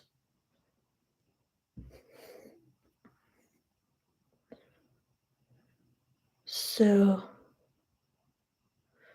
Mark PH says, "I've had a few, and sometimes I feel guilty about it, but they've always worked out for me." So, tell me more about, like, worked out for you, like, you just enjoyed the experience and stuff? And, what makes you feel guilty about it? Because I mean, the girl knows what she's doing and wants to do it.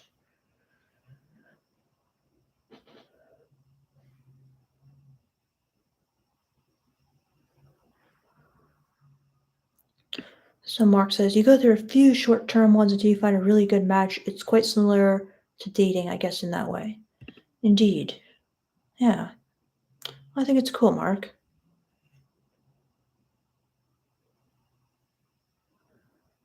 Um,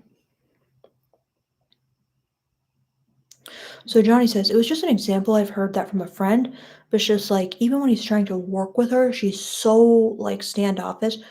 She won't even give him clear directions to help him out. Like, so she has she told him what she wants? I don't want to assume because this could be like a dangerous, assumption. But a lot of times, maybe she wants him to kind of like amp it up and like take a more dominant role in the bedroom. Not always, not always. So don't assume, but it could be. But he's trying to work with her. She's like so standoffish. Well, I mean, it seems like she has like horrible communication skills because she can't just give him what she wants. Like, just what do you want? I mean, a lot of girls do have this attitude where it's like, oh, you should know what I want. Like, if you wanted to, you would. It's stupid. It's really immature. Um, it's like, he should understand exactly what a masculine, dominant, romantic, emotionally sensitive man is to a woman.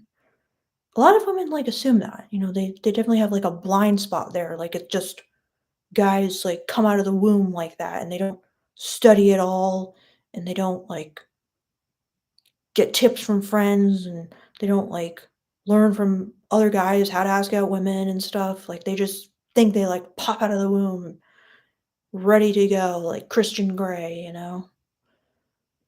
So it's annoying. It's stupid. But yeah, it's not too uncommon. But I mean, saying something like that is just, she's kind of like lost all respect for him at that point. Like, if I were him, I'd break up. But I feel like from her perspective, she's also probably tried to give him some clue about what she's looking for in the bedroom and stuff. And I mean, she says, like, "You can't even satisfy me in the bedroom." Like, is he even giving her an orgasm? Like, maybe she's just so, like, orgasm deprived. Like, she's, like, never had an orgasm with her, and he, like, never tries to give her one, and she's just like, "I can't fucking take this anymore. This guy cannot satisfy me in bed." So, there's she probably has her reasons as well. Like, it's not coming from nowhere that she's, like, that fed up, that frustrated, feeling that, like, angry at him. So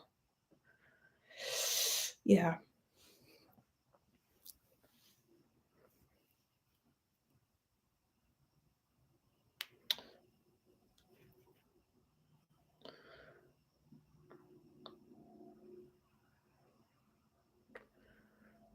So, um, so Shoki says, "I've come across a TikTok video talking about the menstrual cycle in a woman, and she basically said it's best to hit up women in 12 to 17 day mark because that's when they are the horniest. What do you think?" Okay, yeah. So like day 12 to 17 is when most women would be ovulating. So a lot of women really like buy into this theory that like women feel the horniest when they're ovulating, and a lot of women seem to really like believe that, whether they just want to believe that or whether, it's actually true. I'm not exactly sure. Like, I have heard these things saying, oh, yeah, like during ovulation, it's like women just naturally want to pick out something like sexier and stuff. And I track like all my cycles, so I always know when I'm ovulating as well. And I have like kind of looked out for that. I'm kind of like, so do I feel like more sexual when I'm ovulating? And I kind of have noticed like sometimes I will just like feel this need to like put on a better outfit. Like I'll have this urge to do it, like to look really pretty. So there's probably, I don't know, like just my anecdotal experience. Like there might be something to it, but then am I like hornier?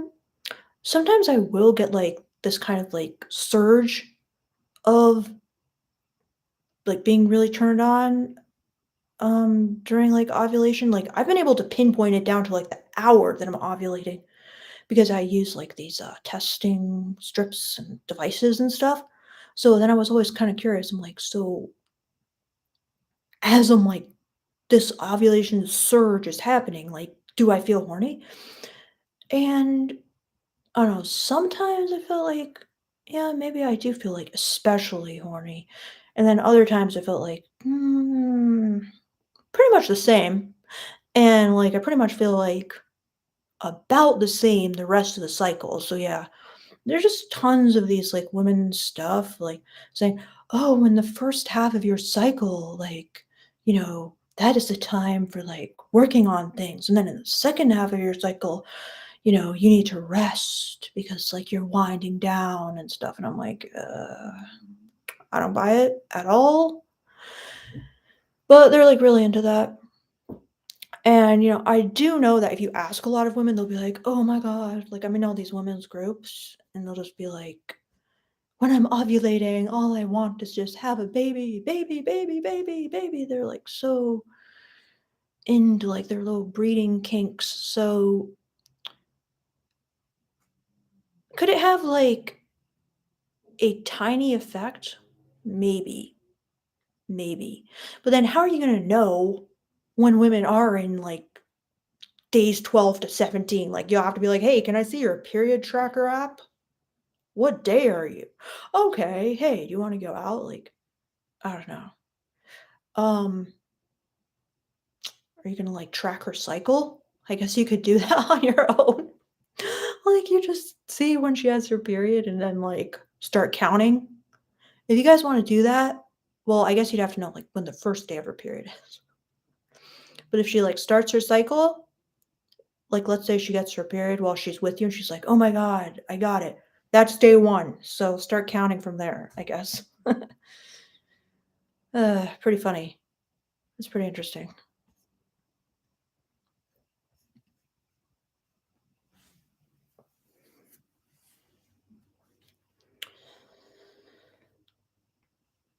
Um,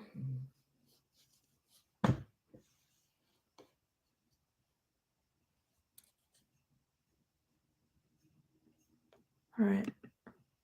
I'm gonna block somebody.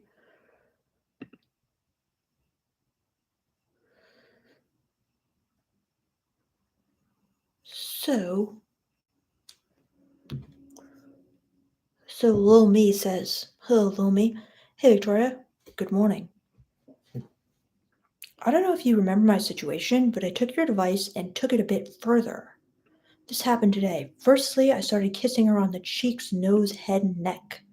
But when I got to the lips, she said she didn't want to, so I went back to the other areas.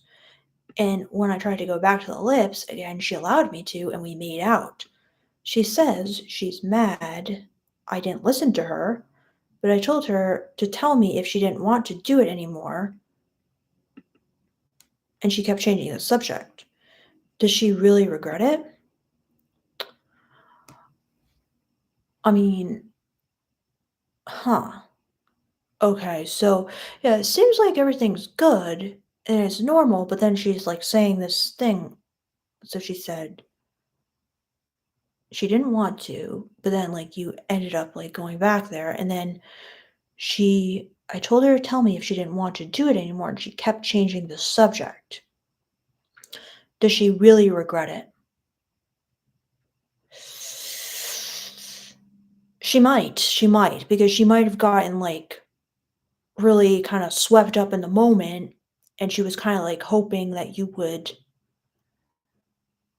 you know, take what she said seriously, and then she's kind of annoyed that, like, yeah, even though it became harder and harder for her to, like, say no, and harder for her to resist because she was getting more and more turned on the more you guys are, like, making out, but she was hoping you would, like, stick to, her stated boundary. But then the fact that, you told her to tell you if she didn't wanna do it anymore, I mean, you're definitely, like, giving her the respect of saying, like, "Tell me if you don't want to do it anymore," and she kept changing the subject. So, that's annoying because, she should have just told you one way or another, like, "No, I don't want it. Yes, I do." But, in her mind, she was probably conflicted because it was kinda like this mix of sex brain taking over and kind of like her rational brain kind of like merging, you know what I'm saying? Or it's so did she really regret it? Unfortunately, she just didn't tell you, She like you said, she just kept changing the subject. It's annoying, like, I know especially, like, a lot of girls, especially younger girls, have, like, a lot of trouble speaking up for themselves, advocating for themselves, like, I know I did as well. Um, but it's unfortunate because, like, girls really need to learn how to stand up for themselves, to be honest, and just say what they do and don't want. I mean, there's a lot that plays into that. There's fear, there's feeling the need to be this, like, you know, people pleaser, basically. That's kinda like what women are supposed to be, and it's hard to, like, switch roles into this, like, aggressive, assertive, like, masculine thing in the moment. I've seen lots of girls do this kind of thing, and it's not good. And I, like, myself kind of just feel a lot of, like, I don't know, kind of, like, conflicted feelings about times where, like, I didn't speak up, and I'm like, "Why?" It's hard because, like, kind of like what I tried to tell you about the vortex, I'll use that as a metaphor. It's like you pulled her into the vortex, you know what I'm saying? And it's like this paralyzing force comes over her. It's kind of like the submissive, like, force. And it makes it hard to, like, speak up because it's kind of like the submissive forces are, like, acting on you, like, paralyzing you, and it's hard to think straight. So, I feel bad for you because I feel like you did try to do the right thing. You tried to, like, initiate, and you tried to, like, ask her if she was okay with it. You tried to, like, make it sexy, and like you said, she just kept changing the subject, so, I mean, what more can you do? I mean, you could have just stopped and been like, "You know what? I think you're so sexy. I want nothing more than to keep making out with you, but I feel like, you know, you're not ready for this." Sometimes that can make her want you more. Do you know what I mean? You could say something like, "I'm gonna ask you out again tomorrow night, and, like, we'll try this again. Let's take it slow." And keep escalating, keep initiating, but that can, like, make her feel like, he respects me. He respects my boundaries, and that can make her feel safe and want to do more and make her like you more. But, I don't really feel like you did. You definitely tried. You definitely seemed to, like, be respectful about it. Yeah, but it's gonna be tough because she might regret it. I don't know.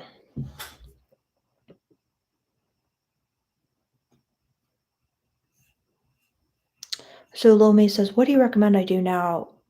By the way, yes, she felt conflicted. Um, You could do, like, a couple things, like, it depends, like, how conflicted she felt, like, was she kind of, like, upset? Did she feel angry? Because you could apologize, I mean, you could say, like, call her up and be like, "Listen, I was just, like, absolutely loving making out with you, you're so sexy, like, it was just so hard to stop, but, you did say you didn't wanna kiss on the lips, and, like, I just couldn't kinda, like, resist, but I wanna apologize if I did violate, like, your boundary kind of thing, and I wanna, like, make it up to you or, do you wanna talk about it kind of thing." I think she'd really appreciate that. I mean, I know I would. So, you could say something like that. I mean, you're still saying, like, you find her really sexy, you desire her, you wanna be with her, but you're also just admitting, like, hey, maybe I went too far. And like, if I did, like, let me know. Like, I want you to trust me. I want you to feel safe with me. I want you to be able to feel comfortable talking to me about your boundaries. And a lot of girls don't feel that. And I think they would really appreciate it if a guy is kind of like creating this safe space. Like, you know, I understand if like maybe in the moment it was like hard and maybe I didn't do enough to like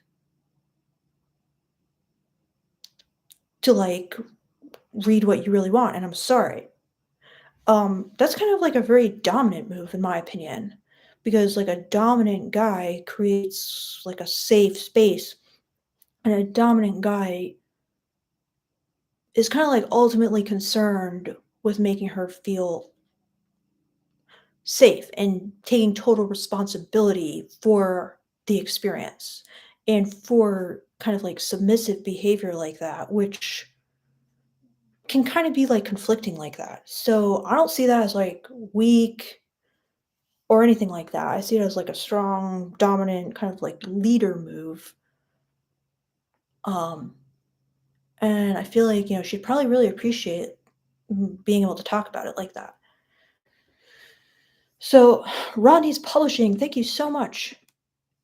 I really appreciate this tip, Rodney. It really means a lot.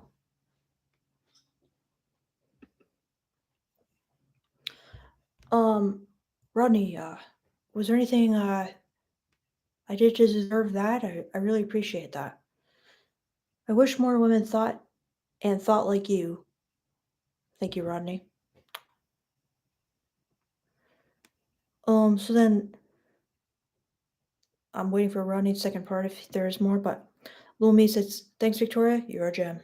So, Lil Me, like, do you agree that that would be good to do? Like, do you think you could do it? Um, because, like I said, a lot of girls are going to be acting like that. A lot of girls. And like I said, so many experiences in my life where I acted like that.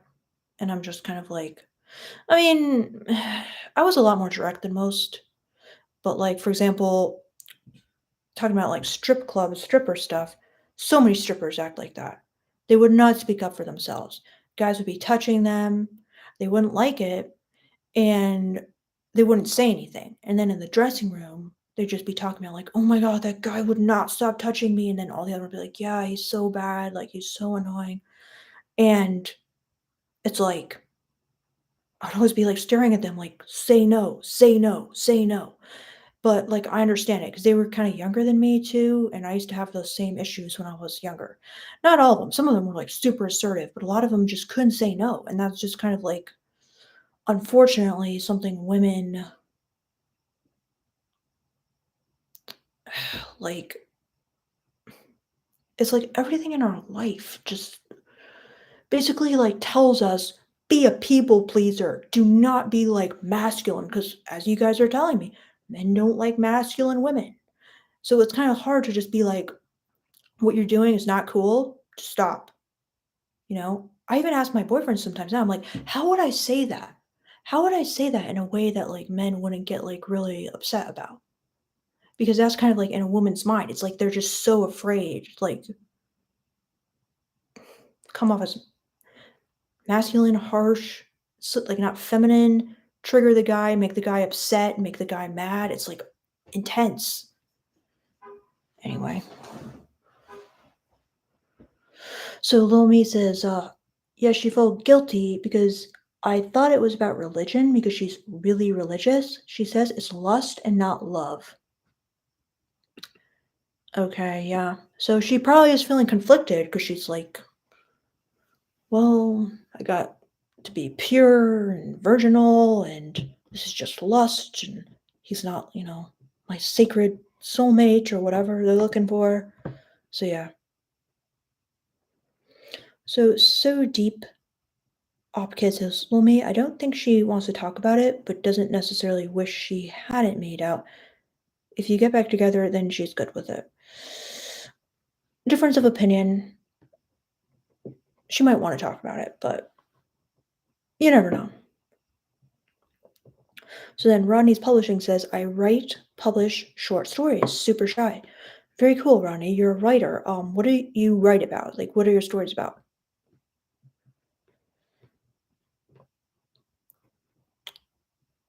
Um, Hello, Money Monk. Yo, I haven't seen your videos in a while, but I subbed because your videos on women made sense. And are you still married? I've never been married, but I still have my same boyfriend. So,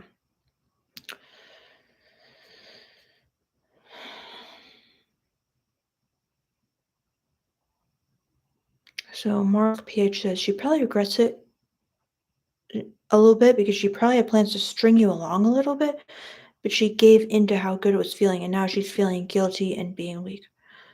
Well, that's a really negative interpretation, but you could be right. She could have wanted to take it slow and make you see her as like relationship material, wife material, because a lot of girls, especially religious girls, feel like, if they act sexual with a guy, then he won't respect them, can't take him home to see mom and all that.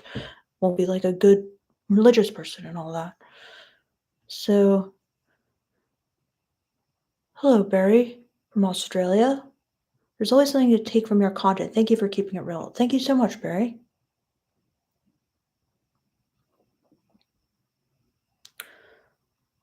So then Gunter says, most men I know love to please a woman the way she wants. Women should just say what they want. They should. They really should. Servite 880. Thank you for the thoughts and honesty. Thank you, Servite. Um, Ripped Up says, any good BDSM websites to hook up with women that are upfront about that?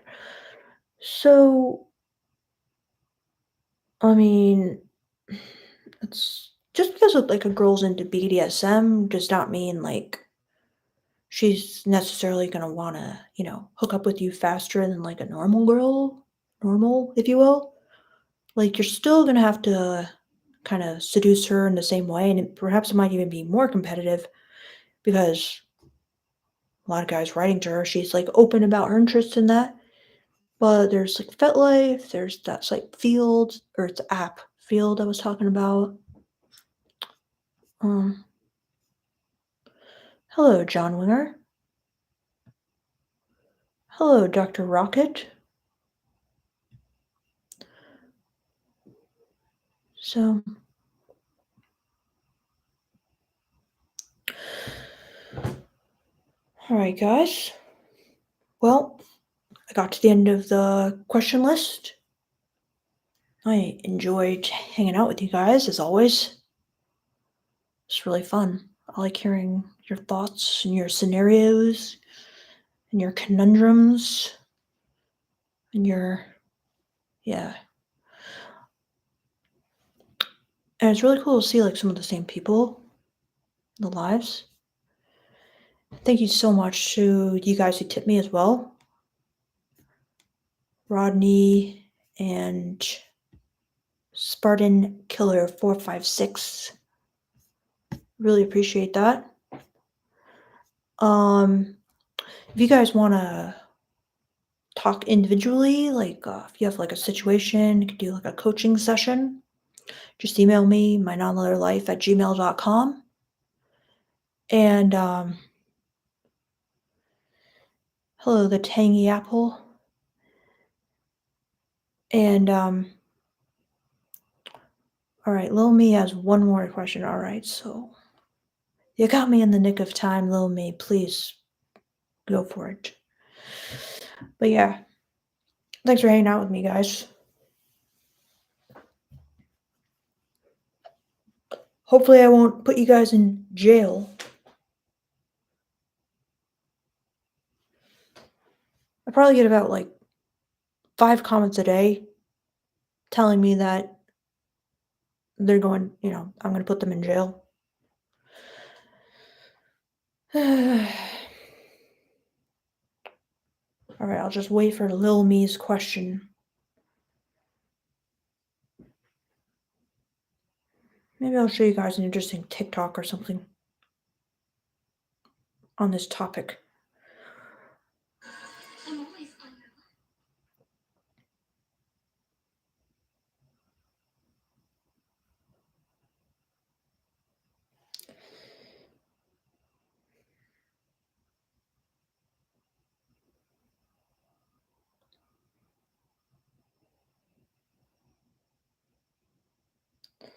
This one I thought was pretty interesting. This TikTok I'll show you guys. Wait. So it's called How Dates with Men Go.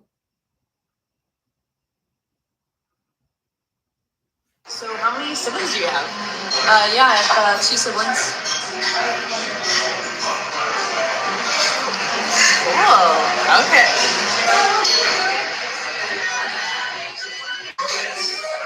Do they have names or? So, how many siblings do you have? Yeah. Basically saying that guys don't ask girls questions on dates. I found that myself in dates a lot. And yeah, that was important. Make sure to ask questions. So, right, so little me says, before I asked her out and told her I liked her, she always called me her friend, even though now I know for a fact that she liked me all that time. Why would a girl friend zone a guy she romantically likes? Okay, so she's always called you a friend, but she liked you. So why would she kind of friend zone you? So, Lil Me, let me ask you this: like, what would you have expected her to behave like? Like, would you expect that she would just try to like proposition you like for sex, or would just like try to ask you out on a date, or put her hand like on your thigh, or like flirt with you? Like, what are you expecting her to do? Because this is like really typical behavior. So if you tell me like what you were expecting her to do, then maybe I could see like why you thought that. But I mean, most girls are going to be like that. Like they might be hoping that a guy they're interested in and they're friends with asks them out. Because a lot of girls, okay, so then he says no, but doesn't she think calling me her friend would reduce her chances of being with me?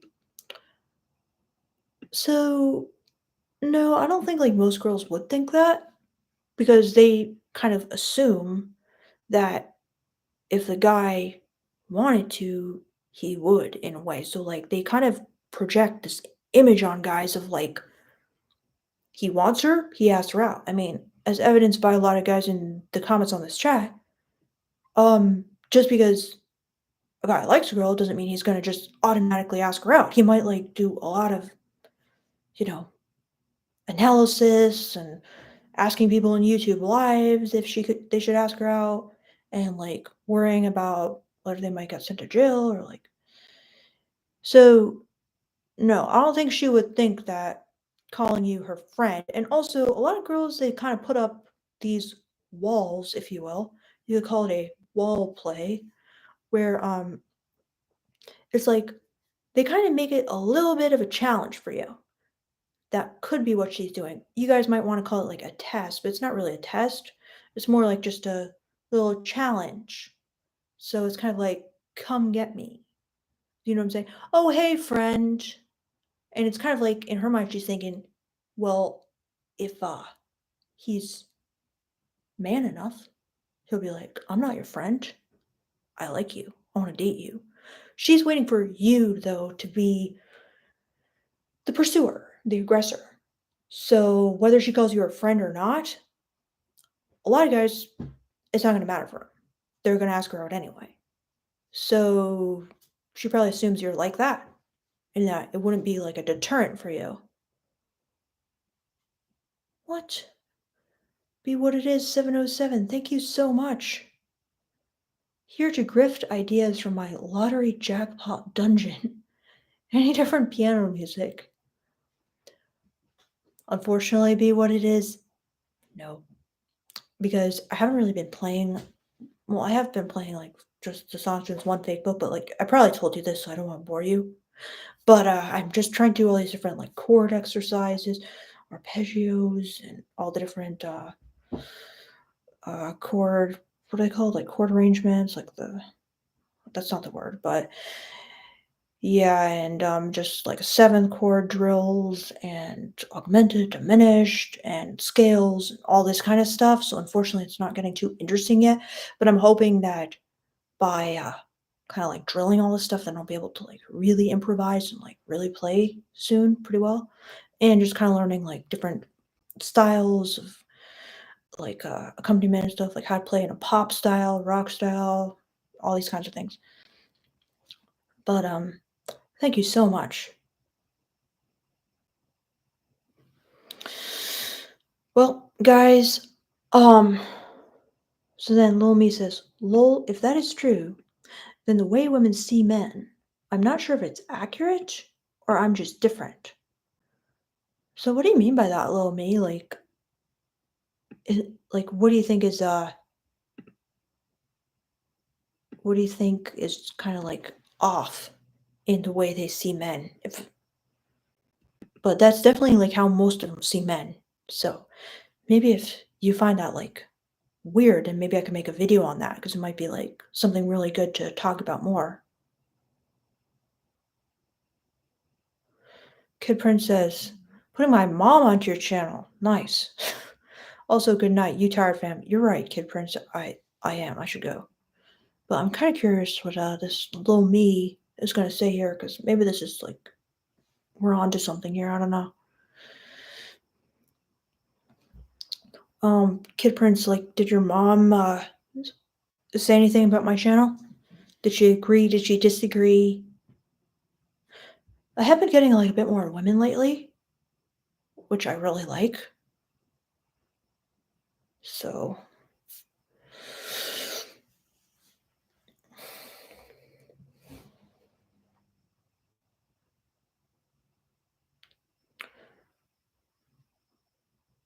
all right.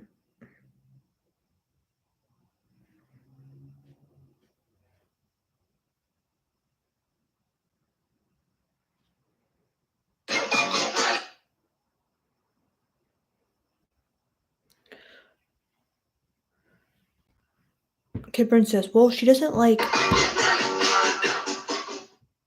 Sorry, I was gonna play you guys another TikTok video, but Kid Prince says, "Putting well, she doesn't like Fresh and Fit's delivery, so I'm telling her to watch you. I'll let you know." Okay. Thanks, Kid Prince. Very cool. Yeah, I absolutely hate Fresh and Fit's delivery as well. So let me know what she thinks. Um, I'll just play you guys this one video before I go. I told you guys I like this guy on TikTok. I thought he gave a pretty good explanation of like what dominance is. So I'll just play it for you. Maybe you'll get something out of it. So I've seen this TikTok 3 times. I've seen this. So the first thing said, when he gives off, "I'll worship the ground you walk on" energy, but is still dominant. Okay. So I've seen like a lot of TikToks about this recently. Like, and I agree, it's like basically the ideal thing. I would love that. Um, so then he goes, I've seen this TikTok 3 times this morning. Why do you guys act like those two are? Wait a second. First, let me just say thank you so much. Servite888. I really appreciate that, Servite888. Thank you so much. It's extremely generous, and it means a lot. All right, I'll play this now for you guys because this might help you out. This morning. Why do you guys act like those two are not compatible? I think your minds have been fucked up by all those online dom you've met, all those fake dom that when they hear dominant go straight to degrading. Worshipping someone is not a submissive action. Making somebody feel loved and worship is not putting yourself in a submissive mindset. We can probably blame the internet for thinking that as soon as you talk about dominance, domination, as soon as you talk about it, your mind goes straight to choking, slapping, spanking, degradation. But dominance can be a lot of things as long as you are in charge. Dominance is just being in charge and taking care of somebody else. So you can be dominant and worship your partner, and you should, because that's a whole new experience. So I thought that was like a really great point. Like, and I feel like that's a mistake I kind of made on this channel is I didn't define dominance well enough. And so, like he's saying, there's there's an umbrella of dominance. There's lots of different dominance styles, which I have tried to elaborate some about, like, for example, DDLG, soft dom, gentle dom. And then there's kind of like the degrading, the choking, the slapping. But people just automatically go to degrading, choking, slapping, beating. Like some people have left the most crazy comments, but I mean, it's not their fault because like I could have explained this better. So they're like, "Oh, but I can't just, like, punch, a woman or, like, punch people in the street." I'm like, "No, that's not what dominance is." But that's kind of the ideal people have of it, and so a lot of times people will kinda question me like, "Oh, but how can I, like, be kinda soft and dominant at the same time? Isn't that contradictory?" Because, like, they have this vision in their head of somebody being dominant, and that's like, beating people up and, like, choking them and slapping them. And like you're saying, that's one kind of dominance, but there's so much more to it. And I like how he defined that. It just means being in charge. It's kind of like what I was mentioning earlier. It's like in charge of creating like safety basically in the whole experience, in charge of creating experience which like is tailored to her submissive fantasies.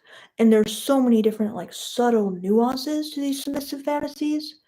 And it's so much more subtle a lot of times than just, choking, and slapping, and degrading. Yeah, and degrading it's just one flavor. It's just one flavor of dominance. Like the kind of dominance my boyfriend does is I'd say like 80% kind of like a gentle dominance. Maybe like 70%. Anyway, so then Servite 888 says, "Thank you for your thoughts again. I finally figured out the super chat donation thing. Have a great night." Oh, wow. Thank you so much, Servite 888 yet again. Have a great night as well. And Mark PH says, "In charge." That's a great way to put it. Yeah, in charge. Exactly. Exactly. I like that too. Because it's true. It's like you're kind of like you're kind of like the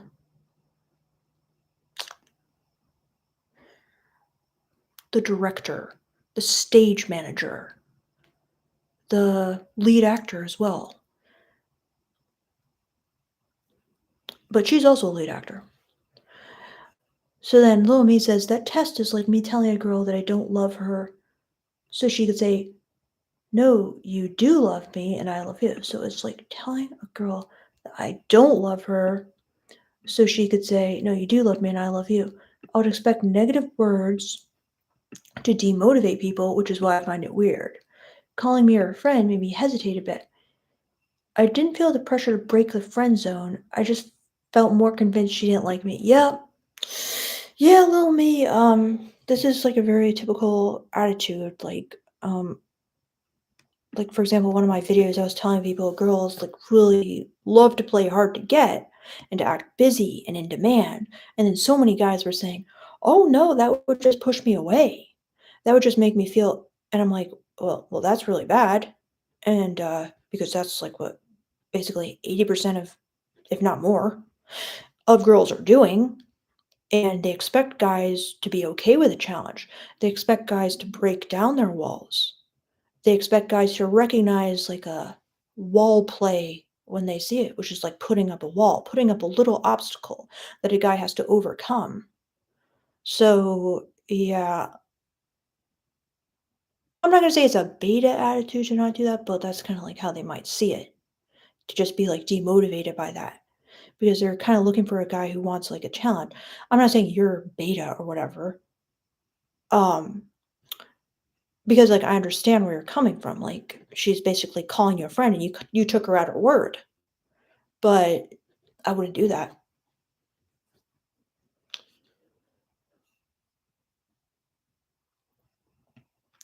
I think a lot of girls also, like, don't understand that guys need, like, encouragement. They're often, like, hesitant. I know I didn't understand that at all.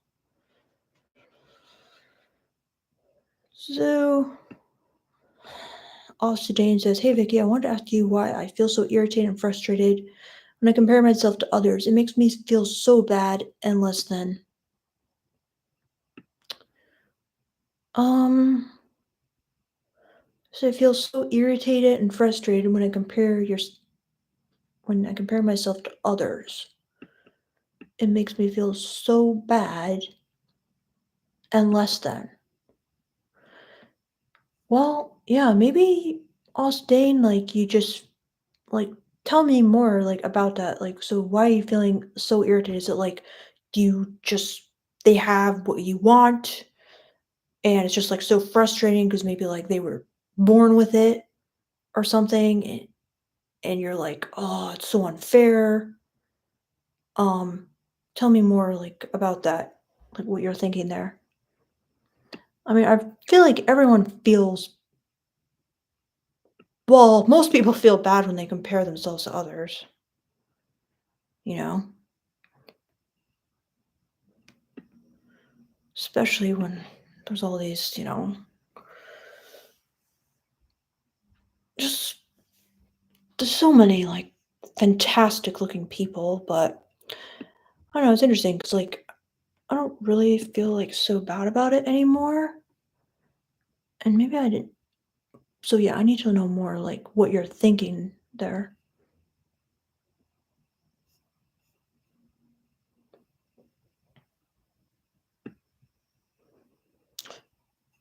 John Paradise says, on the first day of her period, her true love tracked her so her cycle he can know. On the second day of her period, her true love tracked her, then the next day he tracked her. Oh God. Indeed, indeed. So Mark PH says, when you don't have to make decisions, you can kind of just let go and go with it. Of course, you have to establish a real arena of trust for her to let you be in charge. How to create trust, though.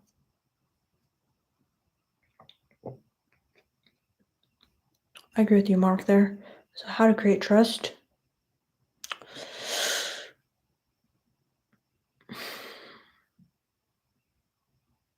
Being honest, being genuine, being authentic, keeping your word,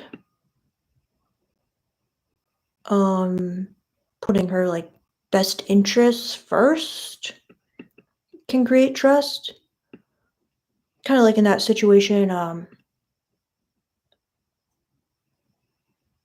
think it was Little Me who had that other question where it's like he was making out with this girl and she kind of said like, "Oh, don't kiss me on the lips," but then like in the course of the makeout, like he went back and he did it, and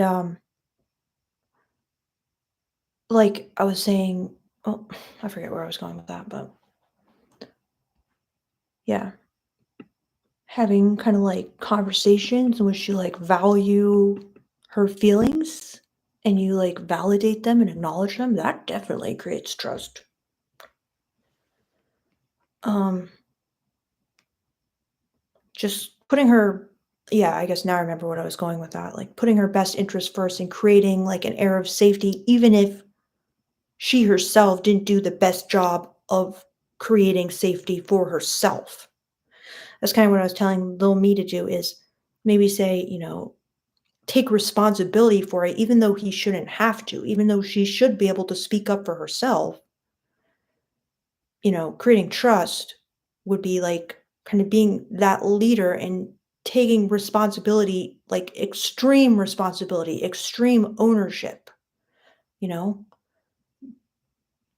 even when people act kind of like annoying and weak, taking responsibility anyway. That creates trust.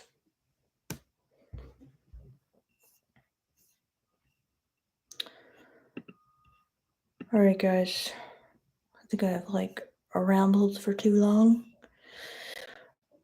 Thank you once again. I will go now. For real this time. All right, guys. Peace out. Thank you for hanging out with me, giving me these great questions, supporting me, tipping me, trusting me, listening to me.